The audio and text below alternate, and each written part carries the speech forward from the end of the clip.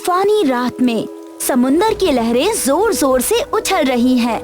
एक छोटी सी लकड़ी की नाव उन्हीं लहरों के बीच बुरी तरह हिल रही है। राघव किसी तरह नाव को संभालने की कोशिश कर रहे हैं। बारिश से उसके कपड़े पूरी तरह भीग चुके हैं और वो काफी थका हुआ लग रहा है। तेज हवा के बीच वो शैल को मजबूती से पकड़ लेता है ताकि नाव पलट ना जाए, लेकिन तूफान अभी भी थमने का नाम ही नहीं ले रहा। हे भगवान, मुझे बचाओ, ये तूफान मुझे मार डालेगा, मेरी नाव टूट रही है। तभी अचानक एक बड़ी सी लहर नाव से टकराती है। नाव के अंदर पानी भरने लगता है और वो धीरे धीरे समुंदर में डूबने लगती है। राघव सेल पर अपनी पकड़ खो देता है और गहरे समुंदर में डूबने लगता है। कोई है? बचाओ, मुझे तैरना, मेरी मदद करो। कुछ ही पलों में वो समुंदर की गहराइयों में समा जाता है। 3 दिन बाद सूरज तेज चमक रहा होता है और मौसम अब शांत दिख रहा होता है। इस दूर के द्वीप के किनारे पर राघव बेहोश और पूरी तरह गीला पड़ा होता है। छोटू, एक 10 साल का आदिवासी लड़का, दौड़ता हुआ उसके पास आता है और देखता है कि राघव जिंदा है या नहीं। जब छोटू को पता चलता है कि राघव जिंदा है तो वो दूसरे लोगों को बुलाता है। बाबा, बाबा, जल्दी आओ, देखो समुंदर से कोई बहकर आया है। भीम, जो आदिवासी मुखिया होता है, झाड़ियों से बाहर आता है और राघव को देखने लगता है। वो राघव के पास आकर उसकी नब्ज जांचता है। ये जिंदा है छोटू, ये हमारी तरह नहीं दिखता, ये बाहर की दुनिया का इंसान लगता है। तूफान इसे यहाँ छोड़ गया है। बाबा, इसके कपड़े कितने अजीब हैं। क्या ये हमें नुकसान पहुँचाएगा? नहीं, ये अभी बहुत कमजोर है।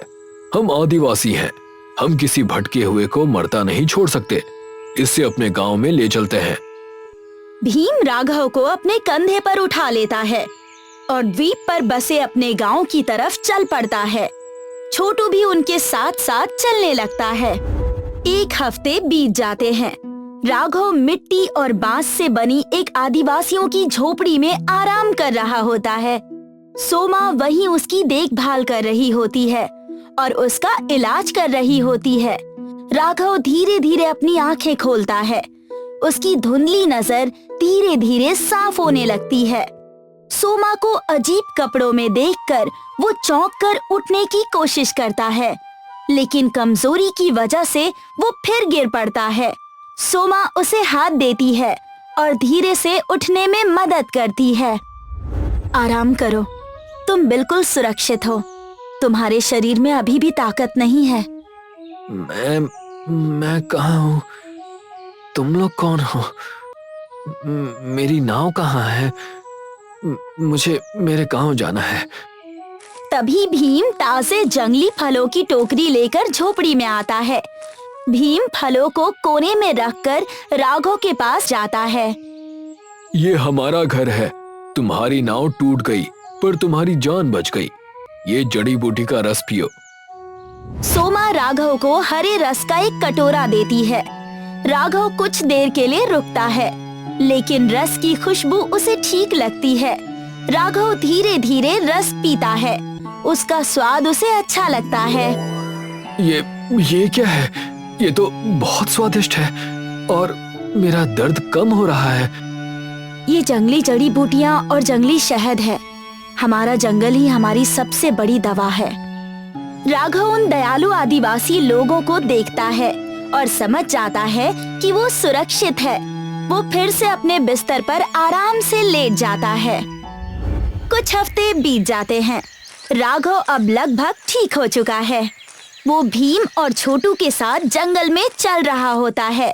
तीनों एक अजीब सी झाड़ी के पास आते हैं जिसमें नीली शकरकंद जैसी सब्जियां होती हैं। भीम पौधे को नुकसान पहुंचाए बिना उन्हें ध्यान से तोड़ता है और छोटू उन्हें एक एक करके इकट्ठा करता है। आप लोग सब्जियों को इतने आराम से क्यों तोड़ रहे हैं? मेरे गांव में तो लोग फावड़े से सीधा पौधे को ही उखाड़ लेते हैं। राघव, धरती हमारी माँ है। अगर हम जमीन को गहरी चोट पहुंचाएंगे तो ये अगली बार अनाज नहीं देगी। हम सिर्फ उतना ही लेते हैं जितनी जरूरत हो। देखो राघव भैया, ये कंदा है। इसे आग में पकाने से ये मीठा हो जाता है और ये बहुत ताकत देता है। राघव एक सब्जी लेता है और उसे सूंघता है। उसकी खुशबू मीठी लगती है। वो मुड़कर देखता है तो जंगल में आसपास कई अलग अलग पौधे दिखते हैं।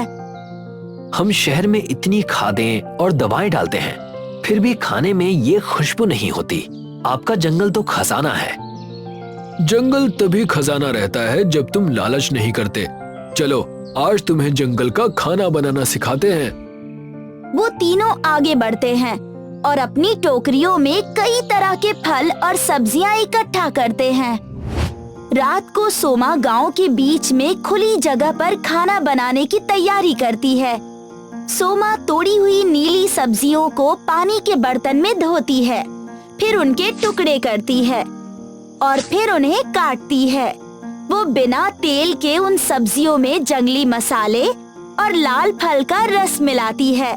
राघव ये सब देखता रहता है। सोमा जी, आप बिना तेल के खाना बना रही हैं? हमारे यहाँ तो बिना तेल के कोई खाना बनाता ही नहीं। तेल की क्या जरूरत है? जब हम इसे हरे बांस में डालकर आग पर रखेंगे तो बांस का पानी इसे स्वाद देगा। सोमा मसाले लगी सब्जियों को बांस में भरती है। वो उसका मुंह पत्ते से ढककर उसे जलते हुए कोयले पर रख देती है। कुछ ही देर में उसमें से मीठी खुशबू आने लगती है। खुशबू आ गई। राघव भैया, अब तुम उंगलियां चाटते रह जाओगे। सोमा कपड़े से बांस को ध्यान से उठाती है और चाकू से उसे खोलती है। फिर वो पका हुआ खाना पत्तल में डाल देती है। राघव बड़ा निवाला लेता है और उसके चेहरे पर तुरंत खुशी आ जाती है। ये तो बहुत लाजवाब है। मैंने अपनी पूरी जिंदगी में ऐसा स्वाद कभी नहीं चखा। ये प्रकृति का अपना स्वाद है राघव। राघव खाने को देखता है। उसके मन में एक नया विचार जन्म लेने लगता है। ये सफर लंबा था और फिर उस दिन से 5 साल बाद द्वीप के किनारे एक बांस और मिट्टी की दीवारों से बना एक छोटा सा ढाबा खड़ा होता है। जगह शांत और हवादार दिख रही होती है। ढाबे के दरवाजे पर पत्तों से बना एक बोर्ड लगा होता है। इस ढाबे को राघव ही चला रहा होता है। अब अभी उसकी उम्र थोड़ी और ज्यादा दिख रही है और जंगली सब्जियों और फलों से गांव का खाना बना रहा होता है। छोटू, टेबल नंबर 3 पर थोड़ा और जंगली शहद और बांस वाला कांदा सलाद ले जाओ। जल्दी करो। आया राघव भैया। सब लोग आपके बनाए हुए फलों के रस के दीवाने हो गए हैं।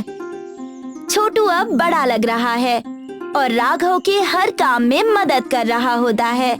लोग ढाबे में बैठकर स्वादिष्ट खाने का आनंद ले रहे होते हैं। तभी वहाँ भीम आता है। राघव, तुमने तो हमारे पुराने तरीकों को एक नया रूप दे दिया। हमने कभी नहीं सोचा था कि ऐसा भी कुछ हो सकता है। भीम जी, ये सब तो आप लोगों की कृपा है। इस जंगल ने मुझे नई जिंदगी दी है। ये ढाबा इस धरती माँ को मेरा एक छोटा सा धन्यवाद है।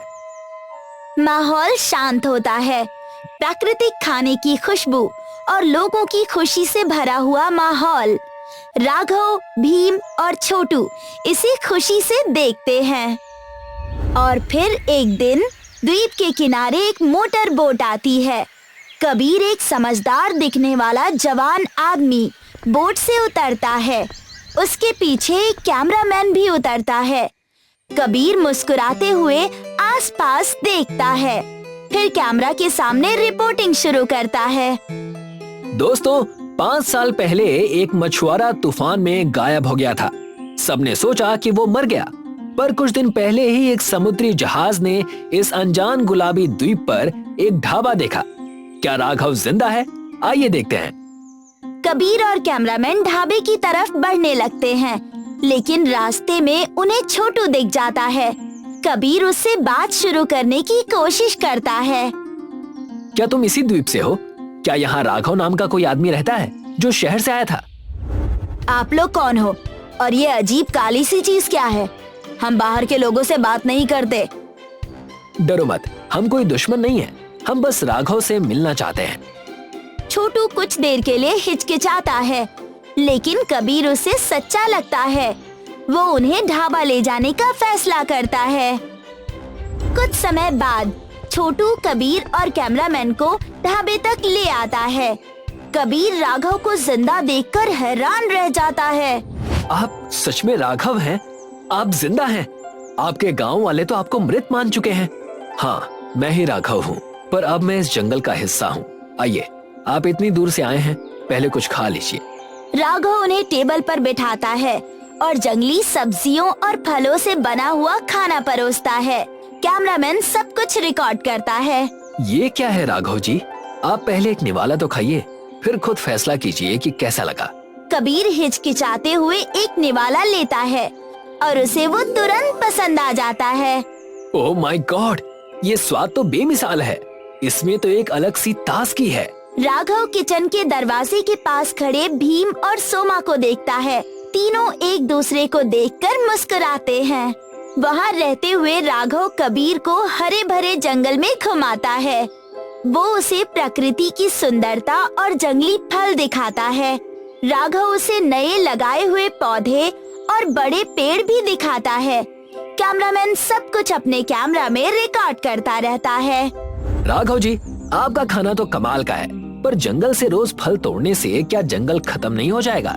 यही तो सबसे बड़ी बात है कबीर। हम जंगल से जो भी लेते हैं उसे दुगना वापस देते हैं। कबीर राघव की सादगी और प्रकृति के लिए उसके प्यार को देखकर मुस्कुराता है। वो कैमरे के सामने बोलना शुरू करता है।